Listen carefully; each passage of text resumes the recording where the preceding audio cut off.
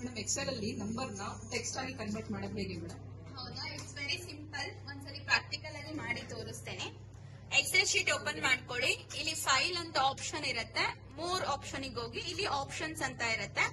Again ನೀವು customise ribbon option ಹೋಗಿ developer ಅಂತ ಒಂದು ಟೂಲ್ ಇರುತ್ತೆ. ಸೊ ಅದನ್ನ ನೀವು ಏನ್ ಮಾಡ್ಕೋಬೇಕು, ಎನೇಬಲ್ ಮಾಡ್ಕೊಂಡಾಗ ಓಕೆ ಕೊಟ್ಟು ಎನೇಬಲ್ ಮಾಡ್ಕೊಂಡಾಗ ಡೆವಲಪರ್ ಅಂತ ಒಂದು ಆಪ್ಷನ್ ಬಂದಿರುತ್ತೆ. ಸೊ ಡೆವಲಪರ್ ಆಪ್ಷನ್ ಹೋಗಿ ವಿಜುವಲ್ ಬೇಸಿಕ್ ಅಂತ ಇರುತ್ತೆ. ಇಲ್ಲಿ ನೀವು ಇನ್ಸರ್ಟ್ ಆಪ್ಷನ್ ಅಲ್ಲಿ ಮಾಡೆಲ್ ಅಂತ ಇರುತ್ತೆ.